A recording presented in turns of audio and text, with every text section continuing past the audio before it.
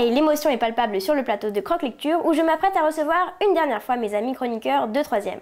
L'été et les grandes vacances approchent, mais pour nous c'est également signe de départ vers le lycée et là-bas, pas de Croque Lecture en vue. Enfin allez, on se donne une dernière fois à fond et voici le menu. Antoine, notre dévoreur de livres, viendra me rejoindre avec son livre Little Brother. Pour Julie, ce sera la reine des mots. Et pour notre mouton, Constance, eh bien, elle a choisi de nous présenter Le Dernier Hiver. Et pour finir, je vous laisse dans le flou et ne vous dévoile pas qui de nous présentera le dernier roman de l'année. Alors mon petit Antoine, que nous réserve Little Brother de Cory Doctorow? Aujourd'hui, c'est pour une rapide chronique sur Little Brother de Cory Doctorow que je vous retrouve. Ce roman est sans doute le premier d'une longue série qui mêle aventure et nouvelles technologies. Un roman qui a l'air très intéressant, mais de quoi parle-t-il? On découvre Marcus, un jeune américain fan de nouvelles technologies et de jeux en réseau. À 17 ans, il se permet quelquefois de refaire lui-même le système informatique de son lycée, ou même d'interférer sur certains réseaux de surveillance grâce à quelques modifications. Un jour, le service antiterroriste de l'État l'interpelle. Il est en train de se balader dans la rue de San Francisco avec ses amis pour participer à un jeu de rôle au lieu d'être en cours. Ce service de la défense américaine pense qu'ils sont responsables des deux attentats qui viennent de survenir dans le métro et sur le deuxième pont le plus célèbre de San Francisco, le Bay Bridge. Ils vont être enfermés sans aucun autre procès et surtout être victimes d'actes d'humiliation, de torture avant d'être libérés du jour au lendemain en leur demandant le silence le plus absolu. La vie de Marcus va alors complètement changer. Les libertés individuelles se voient peu à peu réduire pour soi-disant protéger la population qui se laisse enfermer dans des règles qui assurent sa protection. Marcus va décider de devenir le symbole de résistance contre ce pouvoir totalitaire et le meneur d'un des plus grands réseaux du web.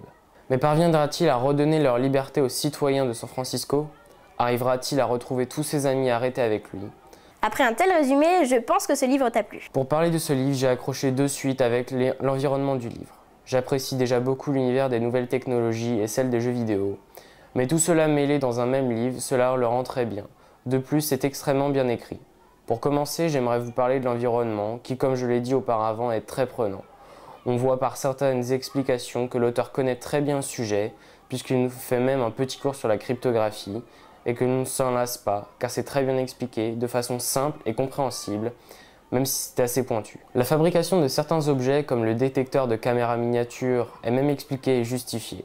On dirait donc que notre héros est tout simplement l'auteur de ce livre et qu'il a déjà vécu cette histoire. Enfin, j'aimerais vous parler des personnages. Marcus, que l'on voit bien comme un jeune adulte de notre temps, puisque l'utilisation du langage courant, voire même familier, ainsi que son attirance pour les jeux vidéo et les nouvelles technologies, fait que l'on s'identifie très bien à lui.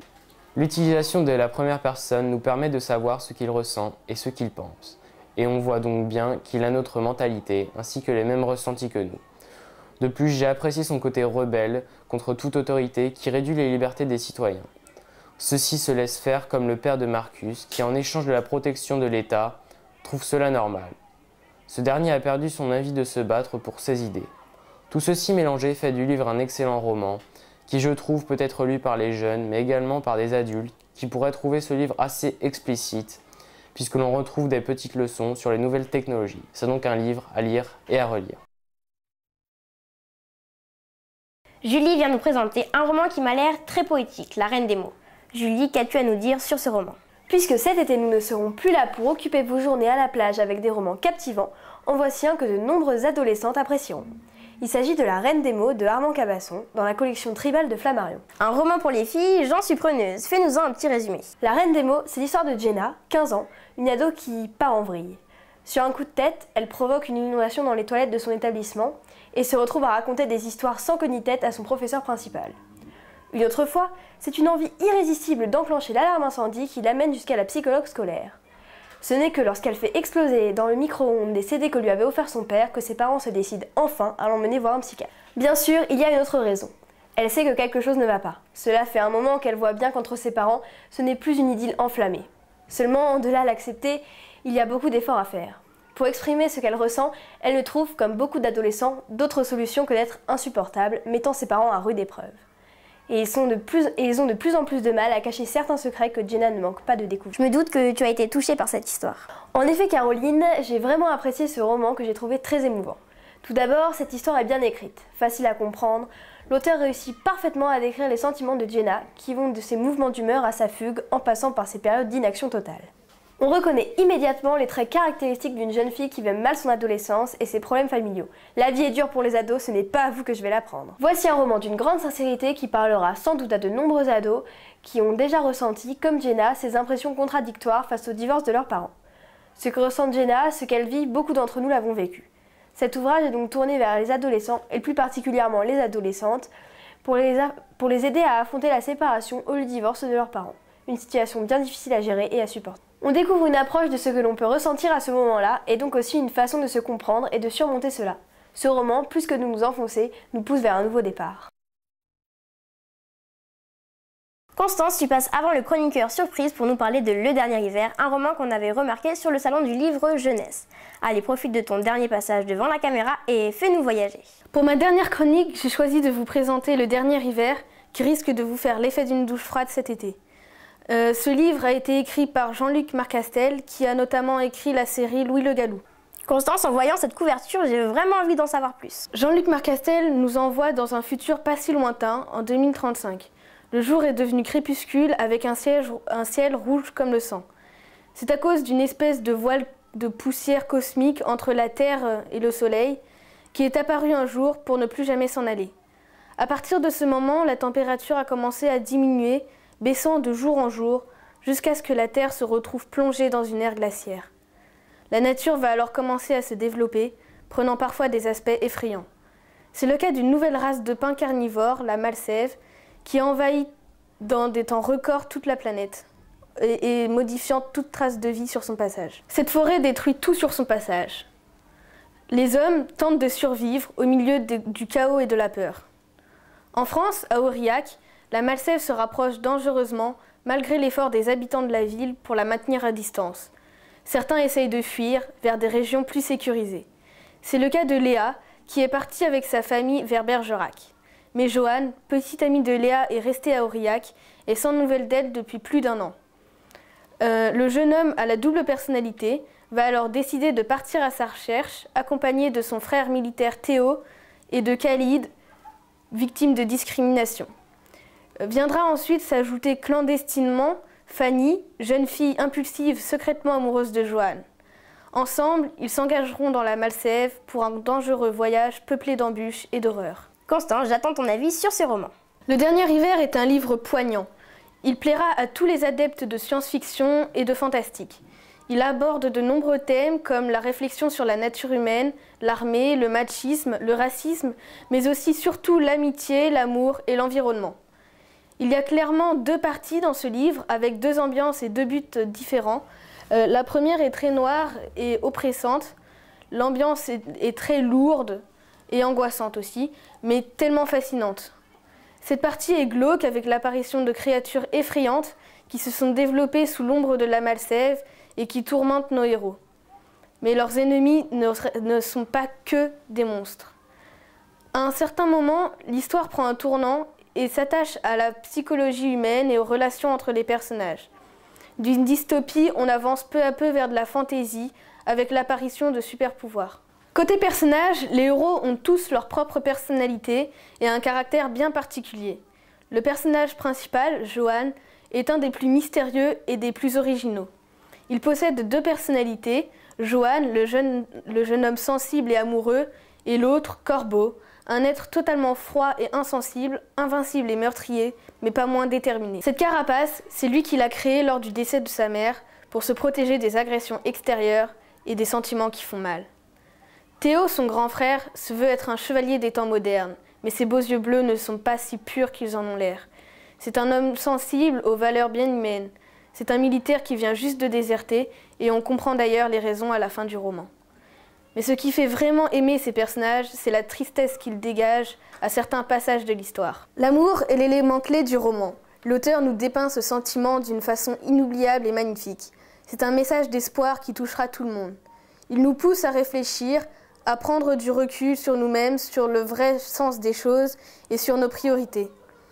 En traversant les ténèbres, Johan, Théo, Khalid et Fanny se sont retrouvés. À chaque coup dur, leurs rêves leur permettaient de continuer. Car que reste-t-il d'autre que l'amour et l'espoir lorsque tout s'effondre? Le Dernier Hiver nous montre toutes les différentes façons dont l'humanité peut réagir face à une menace qui pourrait la faire disparaître.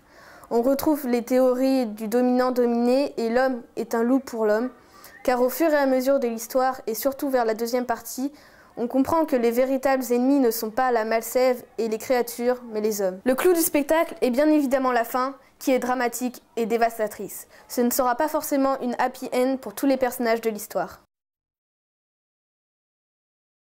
Accueillons l'invité surprise comme il se doit. Voici... moi! Eh oui, je suis l'invité surprise. Ne vous inquiétez pas, je vais tâcher de ne pas vous décevoir. Pour ça, j'ai choisi un roman qui tient vraiment la route, c'est L'école est finie. Et si vous avez bien suivi mon parcours de chroniqueuse l'année dernière, je pense que vous vous doutez que l'auteur est Yves Grevet. Eh oui, j'ai déjà chroniqué 2 de ses livres, dont l'inévitable trilogie Métaux, et reçu l'auteur Yves Grevet sur le plateau de Croque Lecture, interview à voir ou à revoir sur YouTube.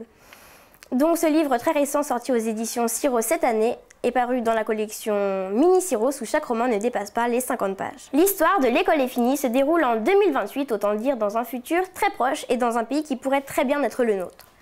L'école telle qu'on la connaît a subi de sacrés changements. Il en existe dès à présent 3 sortes. Celle payante, où seuls les enfants riches peuvent y entrer, celle clandestine, réservée aux enfants de classe moyenne, qui est aussi appelée l'école du maquis, et où l'on apprend tout en vivant dans la crainte d'être découvert et sévèrement puni par les autorités.